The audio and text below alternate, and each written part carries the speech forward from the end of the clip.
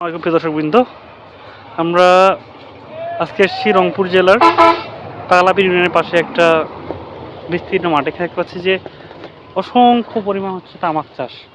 তা আমরা এই জায়গাগুলোতে আগে তামাক চাষ হইতো না, কিন্তু এখন হচ্ছে। কেন হচ্ছে এটা নিয়ে আমাদের একজন কৃষক ভাইয়ের সাথে কথা বলবো আমরা আজকে।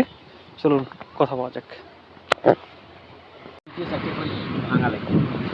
এই কোনটা ভালো, এই যে বাল্লি ভালো নাকি এটা এটা এটা হলো আমাদের জাতি জাতি? এটার দাম কম, এটার দাম বেশি। তাই কত করে এটা? এইটা 1 কেজির দাম 105 টাকা পর্যন্ত কোম্পানি আগে রেট দিয়ে দিছে। আচ্ছা, আপনারা তখন এটা করতেছেন তাই না? হ্যাঁ। কেন করতে, লাভ কি এটা করে? এটার সাথে লাভ কি, মানে কেন করতেছেন এটা কি? অর্থর লোভে মানুষ করে না। মানে এখানে লাভ বেশি আর এটা হচ্ছে লাভ কম। ফলন ফলন কার বেশি কম বেশি হয়? এইটা দুন করে 8 মণ হয়। দুনে 8 মণ? হ্যাঁ। আর এটা দুনে 25 শতকে 8 মণ। আর এটা যদি নিরুষ হয় তাহলে 5 মণ 6 মণ হয়। এটাও পরিশ্রম করলে ভালো হইলে এটাও 8 মণ হয়। 8 মণ হয়। এখন 8 মণ মানে হচ্ছে কেজি কত হচ্ছে তাহলে? কেজি হচ্ছে 320 কেজি নাকি? না, তার 132 না? 40 কেজি মণ। হ্যাঁ, তাহলে 320 কেজি। কেজি কত করে? 105 টাকা। তো 32,000 টাকা। খরচ কিরকম? খরচ আছে প্রচুর।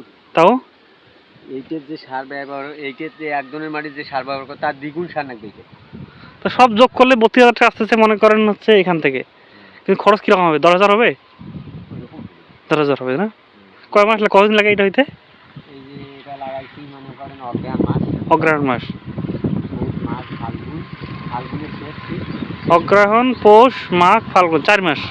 ফাল্গুনের শেষে মানে একেবারে সম্পূর্ণ ক্লিয়ার করতে চৈত মাস 2-1 দিন যাবে। অগ্রহায়ণ পৌষ মাঘ ফাল্গুন চৈত্র, 5 মাস লাগছে তাহলে। 5 মাস যাবে না, এরই লাগাবো মানে 34 মাস। আচ্ছা আচ্ছা। এখন হচ্ছে এইটার এটা যে লাগাচ্ছেন দুইটা তাই না? জমির কোনো ক্ষতি করে এটা? জমির ক্ষতি আর কি, এইটাতে প্রচুর সার লাগে। পরবর্তীতে যে জমিতে এতগুলো সার দেওয়াতে জমির ক্ষতি হয় কি? তাই এরকম হয়, মানে কেমিক্যাল যেটা বেশি লাগে, ইউরিয়া বেশি দেওয়া লাগে তাই তো? রোগ কেমন রোগ হয় কি? রোগ হয়, প্রচুর রোগ হয়। কি কি রোগ হয়? যেমন ছত্রাক ধরে?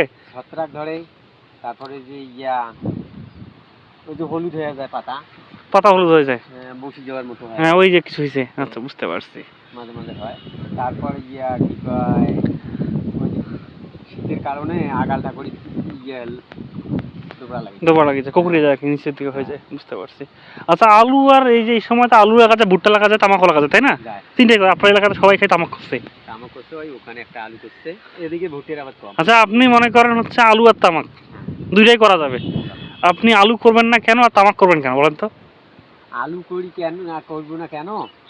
আলু মানে আলুতে কিন্তু পরিশ্রম কম, খরচ কম। আলু অনেক সময় আলুতে পয়সা কম হয়, দাম পাওয়া যায় না। এখন তো মানে 8-9 টাকা কেজি তাই না? গত বছরে হ্যাঁ আলু সবগুলো কোলেস্ট্রল তুইছে, এখনো পুরান আলু ছাড়ি দিয়ে আছে। হ্যাঁ হ্যাঁ। আর এদিকে তামাক করে, মানে তামাকের একটা দাম কোম্পানি আগে থেকে রেট দেয় তাই না? কোম্পানি রেট দেওয়ার কারণে দেখা যাচ্ছে যে আপনি দাম পাবেন নাই। আমাদের এইদিকে এই 2-1 বছর আগে এই আবার ছিল না। আবার ছিল। আচ্ছা আচ্ছা।